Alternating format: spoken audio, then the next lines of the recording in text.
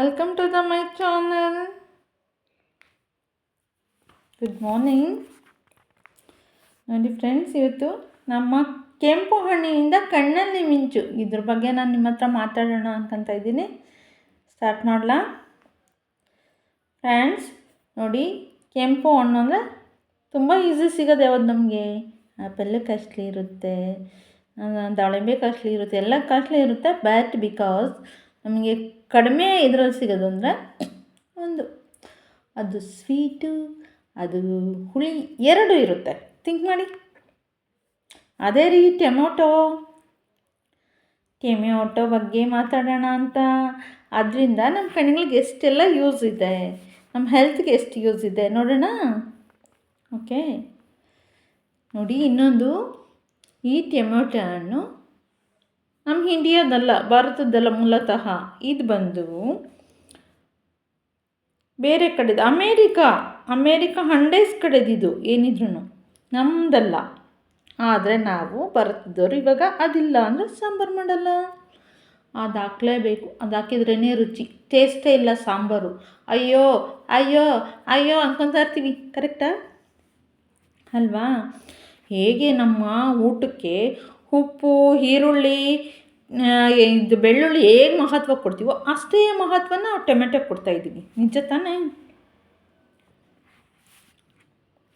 ಅದು ಹಾಕದೆ ಮಾಡೋ ಅಂಥದ್ದು ಅಪರೂಪ ಕಣ್ರಿ, ನಿಜ ಹೇಳ್ತೀನಿ.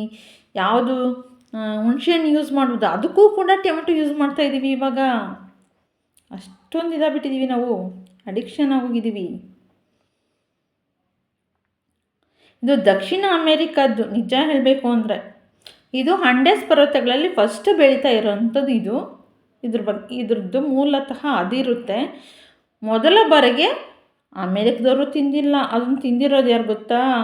ಮೆಕ್ಸಿಕೋದ ಆಜಟೆಕ್ ಜನರು ಅದನ್ನು ಯೂಸ್ ಮಾಡ್ತಾರೆ. ಆಮೇಲೆ ಅದು ಬೆಳಕಿಗೆ ಬಂದಿರೋದು. ಕೆಲವು ವರ್ಷಗಳು ಕಳೆದ ಮೇಲೆ ಅದು ಜನಪ್ರಿಯತೆ ತಗೊಂತು. ಬಿಕಾಸ್ ಆಮೇಲೆ ಎಲ್ಲರೂ ಯೂಸ್ ಮಾಡೋಕ್ಕೆ ಸ್ಟಾರ್ಟ್ ಮಾಡಿದರು. ಆಮೇಲೆ ಭಾರತದವ್ರು ತರಿಸ್ಕೊಂಡ್ರು.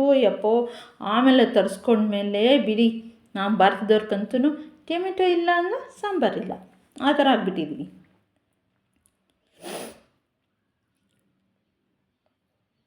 ನೋಡಿ, ದಕ್ಷಿಣ ಅಮೇರಿಕಾ ಎರಡನೇ ಅತ್ಯಂತ ಹೆಚ್ಚು ಬಳಕೆಯ ತರಕಾರಿ ಅಂದರೆ ಈ ಟೊಮೊಟೊ ಆಗಿಬಿಟ್ಟಿದೆ. ಯಾಕೆಂದರೆ ಇದು ಹುಳಿ, ಸಿಹಿ ಮಿಶ್ರಿತ ಎರಡು ಮಿಕ್ಸ್ ಇರುತ್ತಲ್ವ, ಅದರಿಂದ ತುಂಬ ಫೇಮಸ್ ಆಗ್ತಿದೆ. ಇದು ಹಾಗೆ ತಿನ್ಬೋದು. ಸ್ವಲ್ಪ ಉಪ್ಪು, ಸ್ವಲ್ಪ ಉಪ್ಪು ಹಾಕ್ಕೊಂಡು ತಿಂತಾರೆ. ತುಂಬ ಚೆನ್ನಾಗಿ ಟೇಸ್ಟಿಯಾಗಿರುತ್ತೆ.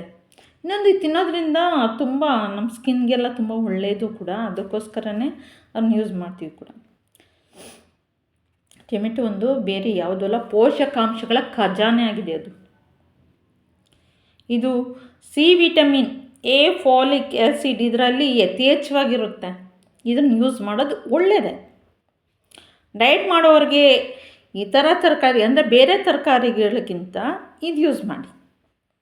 ಟೊಮೊಟೊ ತುಂಬ ಯೂಸ್ ಆಗುತ್ತೆ ಡಯಟ್ ಮಾಡೋರಿಗೆ. ಪ್ಲೀಸ್ ತಿಳ್ಕೊಳ್ಳಿ.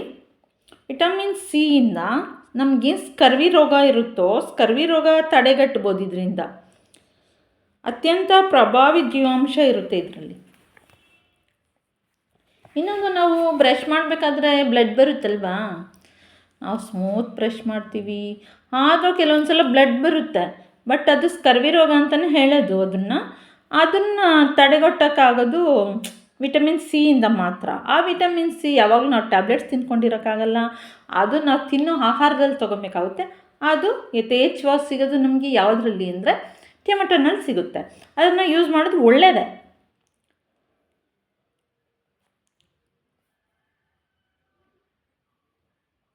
ಅಷ್ಟೇ ಅಲ್ಲ, ಇದು ಅಂತ ಈ ತುಂಬ ಶೀತ ಇದ್ದರೆ ಅಂಥವ್ರಿಗೆ, ಆಮೇಲೆ ಮರುಕಳಿಸುವ ರೋಗ ಅಂತ ಹೇಳ್ತಾರಲ್ಲ, ಆ ರೋಗಕ್ಕೆ ನಿರ್ಬಂಧಕ. ಅದು ನಿರ್ಬಂಧ ಆಗುತ್ತೆ ಅಂದರೆ ಕಡಿಮೆ ಆಗುತ್ತೆ. ಓಕೆ, ಇದು ಒಂದು ಕೆಲಸ ಮಾಡುತ್ತೆ. ಎಷ್ಟೋ ಕಡೆ ಅಧ್ಯಯನಗಳು ತಿಳಿಸಿದೆ ಅದು ಯೂಸ್ ಆಗುತ್ತೆ ಅಂತ.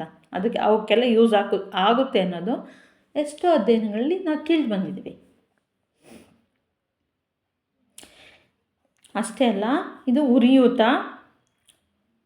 ಅಸ್ತಮ ರೋಗ, ಯಾರಿಗೆ ವೀಸಿಂಗ್ ಜಾಸ್ತಿ ಇರುತ್ತೋ ಅಂಥವ್ರಿಗೆ ನೋಡಿ ಬಳಲುತ್ತಿರೋರು ಚಿಕ್ಕ ಮಕ್ಕಳಾಗಿದ್ದರೆ ನಿಜ ಹೇಳ್ತೀನಿ, ಅವ್ರಿಗೆ ಆಹಾರದಲ್ಲಿ ನಾವು ಹೆಚ್ಚಾಗಿ ಟೊಮೆಟೊ ಉಪಯೋಗ್ಸೋಕ್ಕೆ ಹೇಳ್ಬೇಕು. ಟೊಮೆಟೊ ಮಾಡಿ ಕೊಡಬೇಕು. ಟೊಮೆಟೊದಲ್ಲಿ ಡಿಫ್ರೆಂಟ್ ಬರುತ್ತೆ, ಸಲಾಡ್ ಥರನೂ ಮಾಡ್ಬೋದು. ಆಗ ಮಕ್ಕಳಿಗೆ ಹೆಚ್ಚಾಗಿ ಕೊಟ್ಟಾಗ ಅದರಿಂದ ತಿಂತ ಬೇಗ ಅದರಿಂದ ವಿಮುಕ್ತಿ ಆಗ್ತಾರೆ. ನೋಡಿ, ನಾವು ಡಾಕ್ಟ್ರ್ ಹತ್ರ ಹೋಗಿ ಅಲ್ಲೆಲ್ಲ ಮಾಡೋ ಬದಲು ಫಸ್ಟ್ ಮನೆಯಿಂದನೇ ಸ್ಟಾರ್ಟ್ ಮಾಡೋಣ ಅಲ್ವಾ? Better then. ಇದನ್ನು ಎಷ್ಟೋ ಕಡೆ ವರದಿಗಳು ತಿಳಿಸಿದೆ, ಬಟ್ ನಾನು ಹೇಳೋದಲ್ಲ, ನಾನು ಬೇರೆ ವರದಿಗಳು ನೀವು ಕೇಳಿರ್ತೀರ ಅಂದ್ಕೊಂಡಿದ್ದೀನಿ. ವಿಟಮಿನ್ ಎ ರೋಗ ನಿರೋಧಕ ಕಾರ್ಯನಿರ್ವಹಿಸ್ತದೆ, ಗೊತ್ತು ತಾನೇ ಇದು ಎಲ್ರಿಗೂ. ಚರ್ಮದ ಕೋಮಲತೆ ಅಂದರೆ ನಮ್ಮ ಸ್ಕಿನ್ನು ಶೈನಿಂಗ್ ಕೊಡ್ತದೆ ಅದು. ಆಮೇಲೆ ನಮ್ಮ ನರಗಳು ಸತ್ತಂತಿದ್ರು ಅದನ್ನ ಎಬ್ಬಿಸೋ ಅಂಥ ಶಕ್ತಿ ಇರೋದು ಈ ಟೊಮೆಟೊಗಿದೆ, ವಿಟಮಿನ್ ಎನಲ್ಲಿರುತ್ತೆ.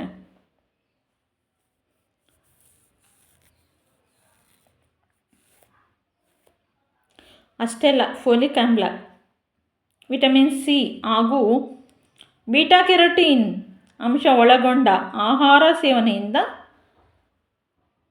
ಹೋಮೋಸಿಸ್ಟನ್ ಮಟ್ಟವನ್ನು ಪರಿಣಾಮಕಾರಿಯಾಗಿ ಕಡಿಮೆಗೊಳಿಸ್ಬೋದು ನಾವು. ಅಂದರೆ ಫುಲ್ಲು ಖಾಲಿ ಎಲ್ಲ, ಸ್ವಲ್ಪ ಕಡಿಮೆ ಮಾಡಿ ತಗ್ಗಿಸ್ಬೋದು ಅದನ್ನು.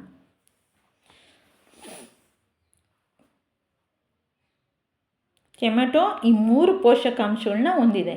ಯಾವುದು ಹೇಳಿ? Vitamin C, vitamin A, folic ಆಮ್ಲ, ಇಷ್ಟು ಹೊಂದಿರೋ ಅಂಥದ್ದು ಈ ಟೊಮೆಟೊ. ಓಕೆ, ಟೊಮೆಟೊ ಅಂದರೆ ಚೀಪಾಗೂ ನೋಡ್ತಾರೆ, ಟೊಮೆಟೊ ಅಂದರೆ ಕೇವಲವಾಗೂ ನೋಡ್ತಾರೆ. ಯಾಕೆ ಅಂದರೆ ಬೆಳೀತಾರಲ್ವ ಇವಾಗ ಎಲ್ಲ ಕಡೆ, ಅದು ಕಾಮನ್ ಆಗಿಬಿಟ್ಟಿದೆ. ಬಿಕಾಸ್ ಅದರಿಂದ ಅದನ್ನು ಕೇವಲ ನೋಡ್ತಾರೆ. ನಿಜ ಹೇಳ್ತೀನಿ, ಟೊಮೆಟೊ ಬೆಳೆದು ಅದರಿಂದ ಆದಾಯ ಆಗೋಂಥದ್ದು ಅದೊಂಥರ ಹೇಳ್ತೀನಿ ಲಾಟ್ರಿ ಹೊಡೆದಂಗೆ. ಅವ್ರಿಗೆ ಸಿಕ್ಕಿರೋ ಸಿಕ್ತು, ಹೋದ್ರೆ ಹೋಯ್ತು. ಆದರೂ ನಮ್ಮ ರೈತರು ಯಾವುದನ್ನೇ ಬಿಡ್ತಿಲ್ಲ.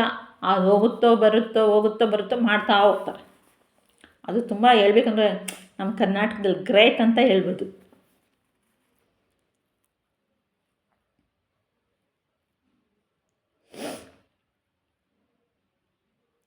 ಈ 3 ಒಂದು ಪೊಟ್ಯಾಷಿಯಮ್ ನಮ್ಮಲ್ಲಿದ್ದರೆ ಆರೋಗ್ಯ ಸ್ಥಿತಿನ ಸ್ವಲ್ಪ ಕಾಪಾಡ್ಕೊಂಬೋದಲ್ವಾ. ಇನ್ನು ಬೇರೆದರಲ್ಲಿ ಬೇರೆ ಫುಡ್ಡಲ್ಲಿ ನಮಗೆ ಎಷ್ಟೋ ಒಂದು ಟ್ಯಾಬ್ಲೆಟ್ಸು, ನಾವು ಇಂಜೆಕ್ಷನ್ಸ್ ಏನು ತೊಗೊತೀವಿ ಅದೆಲ್ಲ ಅಂಶ ಇದರಲ್ಲೇ ಸಿಗುತ್ತೆ. ನಾವು ಅದನ್ನೆಲ್ಲ ಯೂಸ್ ಮಾಡ್ಕೊಬೇಕಾಗಿದೆ ಅಷ್ಟೇ. ತಿಳ್ಕೊಬೇಕು, ತುಂಬ ತಿಳ್ಕೊಳೋದು ತುಂಬ ಇದೆ. ನಾವು ಇದು ಸ್ವಲ್ಪ ಅಷ್ಟೇ. ನಾನು ತಿಳಿದಿರೋದನ್ನ ನಾನು ಎಕ್ಸ್ಪ್ಲೈನ್ ಮಾಡ್ತಿದ್ದೀನಿ, ಬಟ್ ನನಗೆ ಗೊತ್ತಿಲ್ಲ. ಇದರಲ್ಲೇನಾದ್ರು ತಪ್ಪಿರೋದು ಸಾರಿ, ರಿಯಲಿ ಸಾರಿ. ಇನ್ನೂ ಹೆಚ್ಚಾಗಿ ಏನಾದರೂ ಗೊತ್ತಿದ್ರೆ ನೀವು ಅಪ್ಲೋಡ್ ಮಾಡಿ.